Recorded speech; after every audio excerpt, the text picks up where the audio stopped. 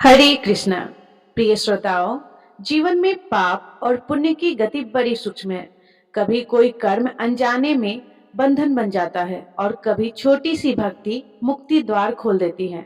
आज माघ शुक्ल की जया एकादशी का वह पावन दिन है जिसके विषय में शास्त्र कहते हैं, जया एकादशी प्रेत योनि तक का उद्धार कर जीवन को भगवान विष्णु के धाम तक ले जाने की शक्ति रखती है।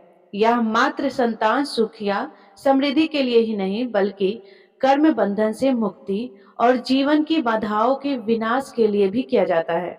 आज की कथा के माध्यम से हमें यह जानना है कि कैसे श्री हरि एक ऐसे जीवन पर कृपा करते हैं जो ना तो बड़ा ज्ञानी था और ना ही बड़ा भक्त था, फिर भी श्री हरि की दया से मोक्ष के द्वार उसके लिए स्वयं खुल गए।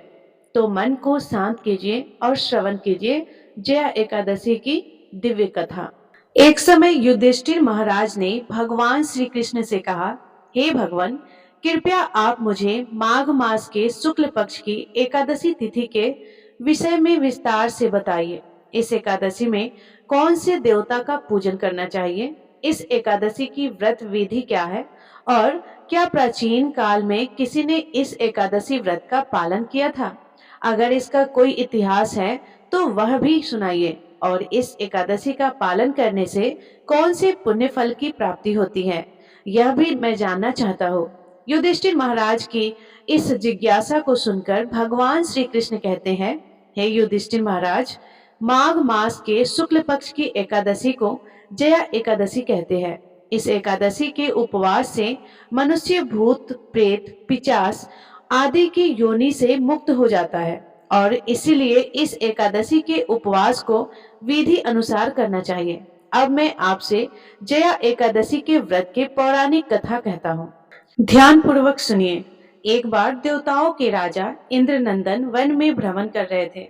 चारों ओर किसी उत्सव के समान वातावरण था। गंधर्व सभी गायन कर रहे थे, गंधर्व कन्याएं नृत्य कर रही थी और वहीं पर पुष्पवती नामक गंधर्व कन्या ने मात्यवान नामक गंधर्व को देखा। वो उस पर आसक्त हो गई और अपने हाव भाव से उसे प्रसन्न करने का प्रयास करने लगी। माल्यवान भी उस गंधर्व कन्या पर आसक्त होकर अपने गायन का सुर और ताल भूल गया। इससे संगीत की लय टूट गई और संगीत का समस्त आनंद छीन हो गया। सभा में उपस्थित देवगणों को यह अत्यंत अनुचित लगा और यह देखकर देवराज इंद्र भी रुष्ट हो गए। संगीत एक पवित्र साधना है। इस साधना को भ्रष्ट करना महापाप है और इसीलिए क्रोधवश देवराज इंद्र ने पुष्पवती और माल्यवान को श्राप दे दिया। संगीत की साधना को अपवित्र करने वाले माल्यवान और पुष्पवती, तुमने देवी सरस्वती का घोर अपमान किया है और इसीलिए तुम्हें मृत्यु लोक में जाना होगा। गुरुजनों की सभा में असमय और लज्जाजनक प्रदर्शन करके तुमने गुरुजनों का भी अपमान किया है और इसीलिए इंद्रलोक में रहना तुम्हारे लिए अब वर्जित है। अब तुम अधम पिचास और असंयमी के समान जीवन व्यतीत करोगे। आज जाओ, पृथ्वी लोक पर जाओ और पिशाच योनि को प्राप्त करो और कष्ट भोगो। इस प्रकार देवेंद्र का श्राप सुनकर वे दोनों अत्यंत दुखी हो गए। हिमालय पर्वत पर पिशाच योनि में दुख पूर्वक रहते हुए अब वे जीवन यापन कर रहे थे। उन्हें गंध रस स्पर्श आदि का कोई बोध नहीं था। वहीं उन्हें असहनीय दुख सहने पड़ रहे थे। रात दिन में उन्हें एक क्षण के लिए भी निद्रा नहीं आती थी। उस स्थान का वातावरण अत्यंत शीतल था, जिसके कारण उनके रोम खड़े हो जाते थे, हाथ पैर सूत्र पड़ जाते थे और दांत किटकिटाने लगते थे। एक दिन उस पिशाच ने अपनी स्त्री से कहा, न जाने हमने पूर्व जन्म में कौन से पाप किए हैं जिसके कारण हमें इतनी दुखदायी पिशाच योनि प्राप्त हुई है। पिशाच योनि से तो नरक के दुख सहना अधिक उत्तम है। इस प्रकार के अनेक विचारों को कहते हुए अपने दिन व्यतीत करने लगे। भगवान की कृपा से एक दिन माघ मास के शुक्ल पक्ष की जया एकादशी आई। उस दिन इन दोनों ने कुछ भी भोजन नहीं किया और ना ही कोई पाप कर्म किया। उस दिन मात्र फल फूल ग्रहण करके दिन व्यतीत कर लिया। महान दुख के साथ पीपल के वृक्ष के नीचे विश्राम करने लगे और उस दिन सूर्यदेव भगवान अस्ताचल को जा रहे थे। वे रात्रि इन दोनों ने एक दूसरे से सटकर बड़ी कठिनता से व्यतीत की। दूसरे दिन प्रातःकाल होते ही प्रभु की कृपा से उनकी पिशाच योनि से मुक्ति हो गई। पुनः अपनी अत्यंत सुंदर अप्सरा और गंधर्व की देह उन्होंने वापस धारण कर ली। सुंदर वस्त्रों और आभूषणों से अलंकृत होकर वे दोनों स्वर्ग लोक में चले गए। उस समय आकाश में देवग और गंधर्व उनकी स्तुति करने लगे। नागलोक में जाकर इन दोनों ने देवेंद्र को दंडवत प्रणाम किया। देवेंद्र को भी उन्हें उनके वास्तविक रूप में देखकर महान विस्मय हुआ और तब उन्होंने पूछा, आप दोनों पिशाच योनि से किस प्रकार मुक्त हुए? इसका संपूर्ण वृतांत मुझे बताओ। देवेंद्र की बात सुनकर माल्यवान ने कहा, हे देवताओं के राजा इंद्र, श्री हरि की कृपा और जया एकादशी व्रत के पुण्य प्रभाव से हमें पिशाच योनि से मुक्ति प्राप्त हुई है। हमने अनजाने में ही इस एकादशी व्रत का पालन किया था, जिसके फल स्वरूप आज हम पिशाच योनि से मुक्त हो पाए हैं। यह सुनकर देवराज इंद्र कहते हैं कि माल्यवान, एकादशी व्रत करने से और भगवान श्री हरि की कृपा से तुम लोग पिशाच योनि को त्याग कर पवित्र हो गए और इसीलिए हमारे लिए भी वंदनीय हो, क्योंकि भगवान शिव और भगवान विष्णु के भक्त हम देवताओं की वंदना करने योग्य हैं। अतः आप दोनों धन्य हैं। अब आप प्रसन्नता पूर्वक देवलोक में निवास कर सकते हैं। कथा का समापन करते हुए भगवान श्री कृष्ण कहते हैं, हे राजन, इस जया एकादशी के उपवास से कुयोनि के सहज ही मुक्ति मिल जाती है।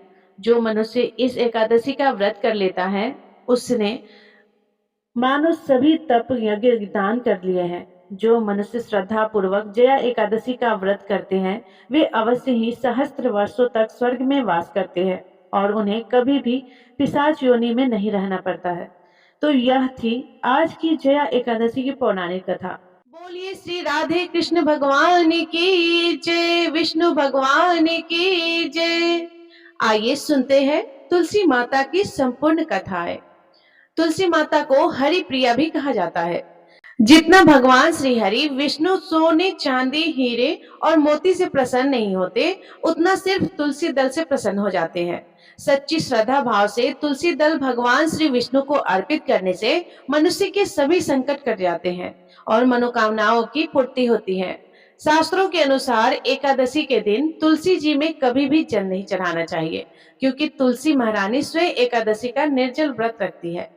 लेकिन द्वादशी के दिन व्रत के पारण के समय तुलसी माता को जल अवश्य चढ़ाना चाहिए और पूरे विधि विधान से पूजा पाठ करके उनकी कथाओं को सुनकर ही अपना व्रत खोले। आइए अब सुनते हैं तुलसी माता की कथा। एक बुढ़िया माई तुलसी जी को सींचती थी और कहती थी, हे तुलसी माता, सत की दाता, मैं तेरा बिरवा सींचती हूँ। मुझे बहू दे, पीताम्बर की धोती दे, मीठा मीठा घास दे, बैकुंठ में वास दे, चटक की चाल दे, पटक की मौत दे, चंदन का काठ दे, रानी सा राज दे, दाल भात का भोजन दे, ग्यारस की मौत दे और कृष्ण जी की कंधा दे।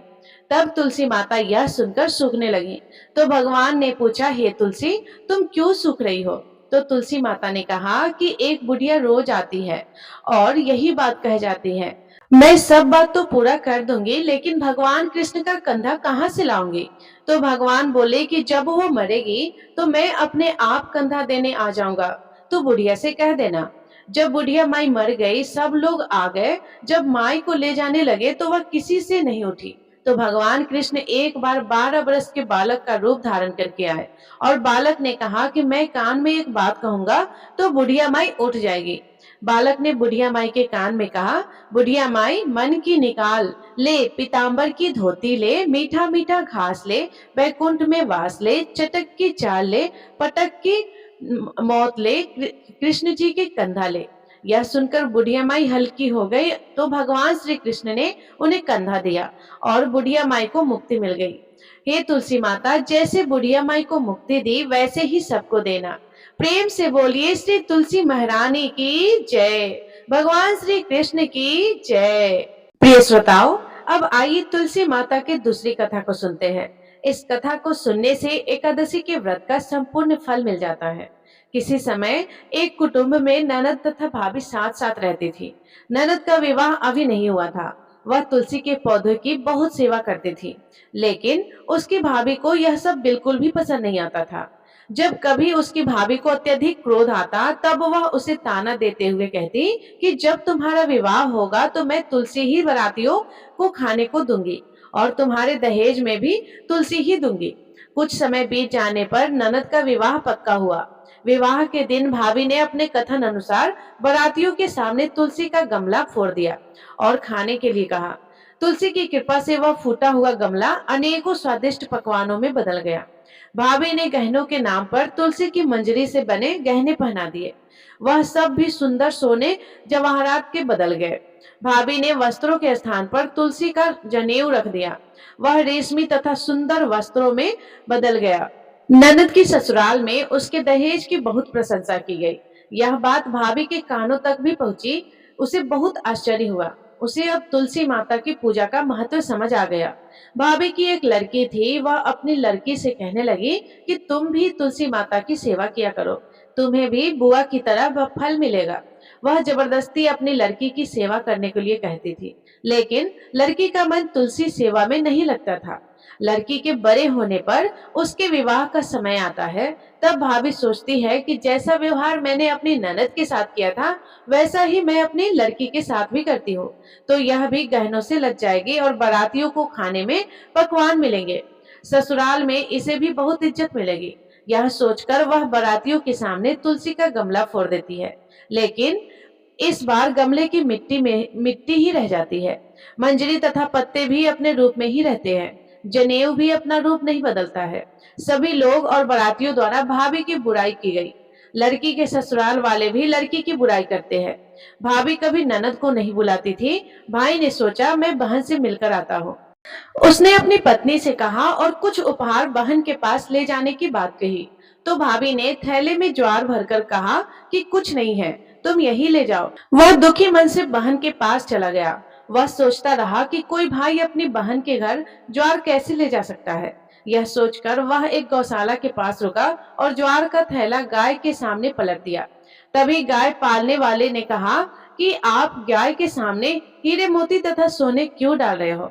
भाई ने सारी बात उसे बताई और धन लेकर खुशी से अपनी बहन के घर की ओर चल दिया। दोनों बहन भाई एक दूसरे को देखकर अत्यंत प्रसन्न हुए। प्रेम से बोलिए तुलसी माता की जय, शालिग्राम भगवान की जय। आइए अब तुलसी माता और भगवान गणेश की कथा को सुनते हैं। इस कथा को सुने बिना तुलसी विवाह व्रत पूर्ण नहीं माना जाता है। एक बार देवी तुलसी विवाह हेतु वर ढूंढने के लिए तीर्थ यात्रा पर निकली थी और वह ढूंढते ढूंढते गंगा किनारे पहुंच गई। उस समय गणेश भगवान गंगा किनारे तप कर रहे थे। उन्हें देखते ही देवी तुलसी उन पर मोहित हो गई और उनके मन में गणेश भगवान से विवाह की इच्छा उत्पन्न हो गई। फिर देवी तुलसी ने गणेश जी के पास जाकर उनका ध्यान भंग किया। आंखें खोलने के बाद गणेश भगवान ने सामने देवी तुलसी खड़ी थी, लेकिन सामने एक स्त्री थी, इसीलिए अपने क्रोध को नियंत्रण में रखकर गणेश भगवान ने पूछा कि आप कौन हैं देवी, और ये मेरा ध्यान भंग करने का क्या कारण है। तो जवाब में देवी तुलसी ने अपने परिचय के साथ गणेश जी से विवाह करने की बात की। उत्तर में गणेश भगवान जी बोले कि देवी मैं ब्रह्मचारी हूँ, इस वजह से मैं विवाह नहीं कर सकता। अपने विवाह प्रस्ताव के लिए ना सुनने के बाद देवी तुलसी क्रोधित हो गई और उन्होंने गणेश जी को श्राप दे दिया। उनका ब्रह्मचारी टूटेगा और उनके 2 विवाह होंगे।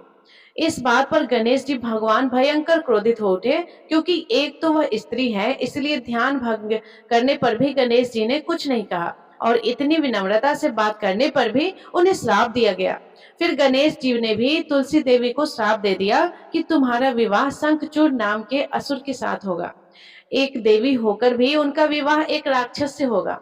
यह जानकर देवी तुलसी विचलित हो गई और विनायक जी से इस कठोर श्राप से मुक्ति दिलाने का क्षमा याचना करने लगी। फिर गणेश जी को तुलसी देवी पर दया आ गई। वे बोले कि मेरा श्राप तो बदल नहीं सकता, वह तो सच होकर ही रहेगा, लेकिन अगले जन्म में तुम एक पेड़ बनोगी और भगवान महाविष्णु जी को अत्यंत प्रिय होगी। उनकी पूजा में भी तुम्हारा एक महत्वपूर्ण स्थान होगा और कलयुग के इंसानों को तुम मोक्ष का मार्ग दिखाओगी। लेकिन तुमने मेरा तप भंग किया है और मुझे ब्रह्मचारी होकर भी 2 विवाह का श्राप भी दिया है, इसीलिए मेरी किसी भी प्रकार की पूजा में तुम निषिद्ध रहोगी। इस प्रकार देवी तुलसी गणेश भगवान की पूजा में निषिद्ध हो गई। प्रेम से बोलिए गणेश भगवान की जय, तुलसी माता की जय। प्रिय श्रोताओ, आइए अब सुनते हैं तुलसी माता की एक और कथा, जिसे सुनने से एकादशी पुण्य मानी जाती है। सावरणी मुनि की पुत्री तुलसी अपूर्व सुंदरी थी। उनकी इच्छा थी कि उनका विवाह भगवान नारायण के साथ हो। इसके लिए उन्होंने नारायण पर्वत की घाटी में स्थित बद्री वन में घोर तपस्या की। दीर्घकाल तक तपस्या करने के उपरांत ब्रह्मा जी ने प्रसन्न होकर दर्शन दिया और वर मांगने को कहा। तुलसी जी ने कहा, हे सृष्टिकर्ता ब्रह्मदेव, आप अंतर्यामी हैं, सबके मन की बात जानते हैं, फिर भी मैं अपनी इच्छा आपसे बताती हूँ। मैं चाहती हूँ कि भगवान श्री नारायण मुझे पति रूप में मिले। ब्रह्मा जी ने कहा, तुम्हारा अभिष्ट तुम्हें अवश्य मिलेगा। अपने पूर्व जन्म में किसी अपराध के कारण तुम्हें श्राप मिला है। इसी प्रकार भगवान श्री नारायण के एक पार्षद को भी दानव कुल में जन्म लेने का श्राप मिला है। दानव कुल में जन्म लेने के बाद भी उसमें नारायण का अंश विद्यमान रहेगा। इसलिए इस जन्म में पूर्व जन्म के पाप के शमन के लिए संपूर्ण नारायण तो नहीं मिलेंगे, लेकिन नारायण के अंश से युक्त दानव कुल जन्म उस शाप ग्रस्त पार्षद से तुम्हारा विवाह होगा। शाप मुक्त होने पर भगवान श्री नारायण सदा सर्वदा के लिए तुम्हारे पति हो जाएंगे। तुलसी ने ब्रह्मा के इस स्वर को स्वीकार किया, क्योंकि मानव कुल में जन्म होने के कारण उस मायावी भोग को तो भोगना ही था। तुलसी बद्री वन में ही रहने लगी। नारायण का वह पार्षद दानव कुल में जलंधर के नाम से पैदा हुआ। कुछ दिनों बाद वह भ्रमण करता हुआ बद्री वन में आया। यहाँ तुलसी को देखते ही वह उस पर मंत्रमुग्ध हो गया। तुलसी के सामने उसने अपने विवाह का प्रस्ताव रखा। इतने में ही महाब्रह्मा जी आ गए और तुलसी से कहा, तुलसी, जलंधर को देखो, कैसा देवो उसका स्वरूप है। दानव कुल में जन्म लेने के बाद भी लगता है जैसे इसके शरीर में नारायण का वास हो। तुम प्रस्ताव को सहज स्वीकार कर लो। तुलसी को भी लगा कि उसकी तपस्या पूर्ण हुई, उसे इच्छित फल मिला है। जलंधर के साथ उसका गंधर्व विवाह हो गया और वह जलंधर के साथ उसके महल में पत्नी बनकर आ गई। जलंधर ने अपनी परम सुंदरी सती साध्वी पत्नी तुलसी के साथ बहुत दिनों तक राज्य किया। उसने अपने राज्य का इतना विस्तार किया कि देवलोक तक उसके अधिकार में आ गए। स्वर्ग का सुख भोगने वाले देवताओं की दशा भिखारियों जैसी हो गई। जलंधर किसी को कष्ट नहीं देता था, पर अधिकार और राज्य छिन जाने से सारे देवता मिलकर ब्रह्मा, विष्णु और शिव जी की सभा में गए तथा अपनी विपत्ति सुनाई। ब्रह्मा जी ने कहा, तुलसी परम साध्वी है, उसका विवाह जलंधर से मैंने ही करवाया था। जलंधर को तब तक नहीं हराया या मारा जा सकता है जब तक तुलसी से छल न किया जाए। भगवान श्री हरि विष्णु जी ने कहा, जलंधर पूर्व जन्म में मेरा पार्षद था। श्राप के कारण उसे दैत्य कुल में जन्म लेना पड़ा। इस जन्म में भी मेरा अंश उसमें व्याप्त है। साथ ही तुलसी के पतिव्रत धर्म से वह अजय है। फिर देवताओं की सहमति से भगवान शिव ने जलंधर के पास संदेश भेजा कि या तो वह देवताओं को राज्य लौटा दे या फिर उनसे युद्ध करे। जलंधर भगवान शंकर के पास पहुंचा। उसने कहा, देवा, आदिदेवा, आपके लिए देवताओं का पक्ष लेना उचित नहीं है। राज्य बढ़ाना हर राजा का कर्तव्य है। मैं किसी को दुखी नहीं कर रहा हूँ। देवताओं से कहिए कि वे मेरी प्रजा बनकर रहे। मैंने आपका कोई भी अपमान नहीं किया है। हमारा आपका युद्ध शोभा नहीं देता। अगर आप हार गए तो बड़ी लज्जा की बात होगी। मैं हार गया तो आपकी कीर्ति बहुत अधिक नहीं बढ़ेगी। भगवान शंकर फिर हंसने लगे। वे तो सब रहस्य समझते थे। तुलसी और जलंधर के पूर्व जन्म के श्राप की अवधि लगभग पूरी हो चुकी थी। फिर शंकर जी बोले कि इसमें कृति और लज्जा की बात नहीं है। तुम देवों के राज्य लौटाकर उन्हें उनके पद का प्रतिष्ठित होने दो। युद्ध से बचने की यही एक उपाय है। जलंधर ने कहा, मैंने युद्ध के बल से देवलोक जीता है। कोई उसे युद्ध के द्वारा ही वापस ले सकता है। यह मेरा अंतिम उत्तर है। अब मैं जा रहा हूँ। ऐसा कहकर जलंधर चला गया। उसने अपनी पत्नी तुलसी को सारी बातें बताई और कहा, कर्म भोग सब काल सूत्र में बंधा है। जीवन में हर्ष, शोक, भय, सुख, दुख, मंगल, अमंगल काल के अधीन है। हम तो केवल निमित्त है। संभव है भगवान शिव देवों का पक्ष लेकर मुझसे युद्ध करे। तुम चिंता मत करना, तुम्हारा सती तेज मेरी रक्षा करेगा। दूसरे दिन भगवान शंकर के नेतृत्व में देवताओं ने युद्ध छेड़ दिया। जलंधर ने भीषण वाणों की वर्षा कर उनका वेग रोका। उसके प्रहार से देवता डगमगाने लगे। उसने दानवी शक्ति का प्रयोग कर मायावी युद्ध आरंभ कर दिया। युद्ध स्थल पर वह किसी को भी दिखाई नहीं देता था, पर उसके अस्त्र शस्त्र प्रहार कर देवों को घायल कर रहे थे। देवग अपने अस्त्र चलाए तो किस पर चलाए, क्योंकि कोई शत्रु सामने था ही नहीं। कई दिनों तक इस तरह भयंकर युद्ध चला और जलंधर पराजित नहीं हुआ। तब शिव जी ने विष्णु से कहा कि विष्णु, कुछ तो उपाय करो, अन्यथा मेरा तो सारा यश मिट्टी में मिल जाएगा। विष्णु जी ने सोचा कि बल से तो जलंधर को हराया नहीं जा सकता, इसलिए छल का सहारा लेना ही पड़ेगा। उसने तुरंत अपना स्वरूप जलंधर जैसा बनाया और अस्त्र शस्त्र से सुसज्जित हो तुलसी जी के पास पहुंच गए और बोले, प्रिय, मैं युद्ध जीत गया। सारे देवता भगवान शंकर समेत मुझसे हार गए। इस खुशी में आओ, मैं तुम्हें अपने अंग से लगा लूं। पति को प्रत्यक्ष खड़ा देख तथा विजय का समाचार सुन वह दौड़कर मायावी जलंधर के गले से लिपट गई। इस प्रकार पति पत्नी दोनों ने आलिंगन हो खूब खुशी मनाई। पर पुरुष के साथ इस प्रकार व्यवहार से उसका सती तेज नष्ट हो गया। उसका सती तेज जो जलंधर की कवच के रूप में रक्षा कर रहा था, वह कवच नष्ट हो गया। जलंधर शक्तिहीन हो गया। यह जानते ही भगवान शंकर ने उस पर अपने त्रिशूल से प्रहार किया। त्रिशूल के लगते ही जलंधर जलकर भस्म हो गया। जलंधर के मरने को जानकर भगवान विष्णु अपने असली रूप में आ गए। सामने अपने पति जलंधर के स्थान पर भगवान विष्णु को खड़ा देख तुलसी बहुत विस्मित हुई। उसको पता लग गया कि स्वयं नारायण ने उनके साथ छल किया है। क्रोध में आकर तुलसी जी ने श्राप दिया और भगवान विष्णु से कहने लगी, एक सती स्त्री का सतीत्व भंग करने के अपराध में तुम हृदयहीन पत्थर हो जाओ। विष्णु जी ने तुलसी जी के श्राप को सिरोधार्य कर कहा, हे देवी, तुम्हारे तथा जलंधर के कल्याण के लिए मुझे ऐसा करना पड़ा। तुम दोनों को श्राप मुक्त करना था। तुम भी अब अपना शरीर त्याग कर तुलसी विरवा के रूप में जन्म लोगे और मेरी पूजा तुलसी दल से होगी। मैं शालिग्राम पत्थर बनूंगा। मेरे शीश पर तुम आदर से विराजमान होगी। तुम्हारे पति की हड्डियों के चूर्ण से शंख की उत्पत्ति होगी। उस शंख ध्वनि से देवताओं तथा मेरी पूजा आराधना होगी। जहाँ शंख ध्वनि होगी वहाँ मंगल में मैं विराजमान रहूंगा। तुमने पूर्व जन्म में बद्री वन में मुझे पाने के लिए बड़ी तपस्या की थी। अब अगले जन्म में मैं नारायण के रूप में बद्रीनाथ वन में स्थापित होऊंगा और मेरी पूजा अर्चना फल फूल से ना होकर तुम्हारी तुलसी दल से होगा। मेरे शीश पर विराजमान होकर तुम मुझसे भी ऊंचा पद प्राप्त करोगे। बोलिए श्री लक्ष्मी नारायण भगवान की जय। एकादशी माता की जय। बोलिए श्री तुलसी जी शालिग्राम जी की जय। प्रिय श्रोताओं, अब आइए सुनते हैं एकादशी माता की कथा। एक बूढ़ी माँ ने एक बार एकादशी का व्रत रखा। बड़ा ही भाव भक्ति से पूजा अर्चना की। उन्हें वृद्धावस्था में क्या बाधा थी, वे तो अपने पुत्र पौत्रों की सुख सुविधा के लिए व्रत रखने लगी थी। वे दिन भर तो जरा कठोर मन करके अपनी प्यास को रोकी रही। दिन में पूजा पाठ किया, कथा सुनी और पंडित जी को मिट्टी के पात्र में भरकर पानी और ऋतु फल दान में दिए। दोना भर के भूरा शक्कर वितरित किया।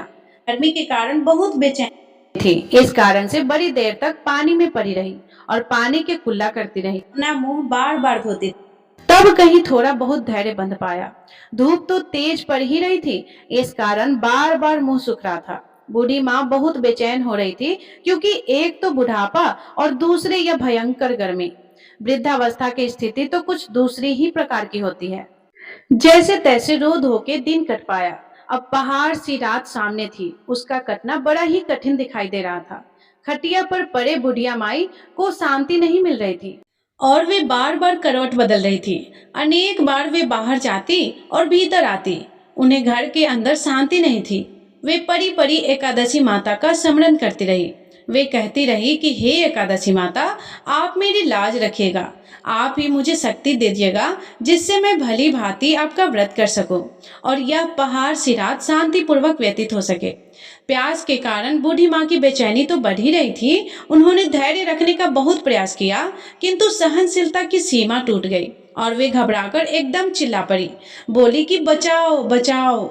अम्मा का चिल्लाना सुनकर परिवार भर के नर नारी, बच्चे और पड़ोसी एकत्रित होकर बूढ़ी अम्मा की खटिया के समीप पहुंच गए।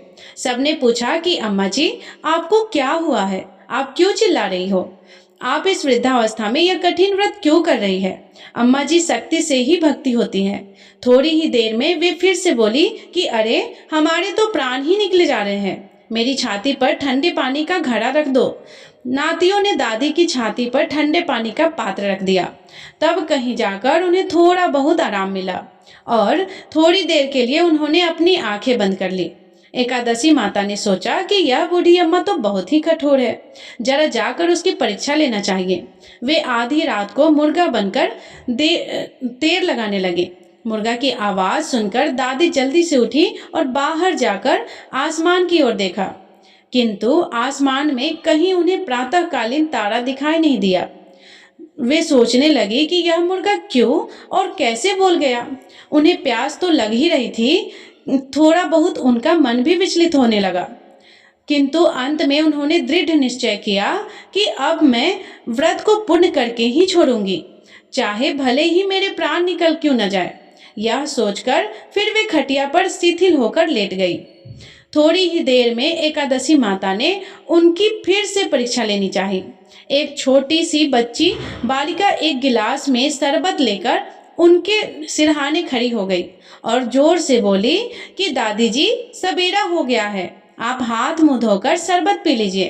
पहले तो शरबत का गिलास देकर उनका मन ललचा गया, लेकिन अचानक व्रत का स्मरण हो आया और उन्होंने सोचा कि मैं किसी भी प्रकार से अभी शरबत नहीं पी सकती हूँ, और वे शांति पूर्वक अपनी खटिया पर लेट गई। फिर थोड़ी ही देर में उन्हें ऐसा लगा जैसे किसी ने उन्हें पानी के कुएं में पटक दिया हो। वे बड़ी देर तक उस कुएं में हाथ पांव चलाती रही, किंतु उन्होंने अपने मुंह में पानी की एक बूंद भी नहीं जाने दिया और वे दृढ़ता पूर्वक अपने व्रत का पालन करती रही। थोड़ी ही देर में ना जाने कहां से सामने आग जलने लगी, जिससे भारी गर्मी बढ़ने लगी और प्यास के कारण प्राण निकलने लगे, किंतु बूढ़ी अम्मा का कुछ भी नहीं बिगाड़ पाया। वे जहां की तहां मुस्कुराती हुई सी बैठी रही। थोड़ी ही देर में बाहर प्रकाश दिखाई देने लगा। ऐसा लगा कि जैसे सवेरा हो गया हो।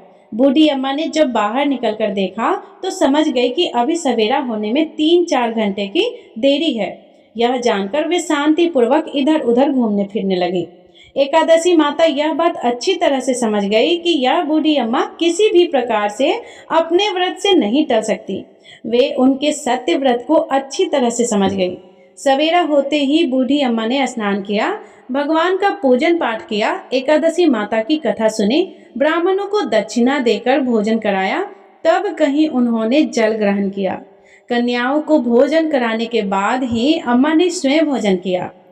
उस श्रेष्ठ व्रत के प्रताप से बूढ़ी अम्मा की आयु में वृद्धि हो गई। उनका घर परिवार हरा भरा हो गया।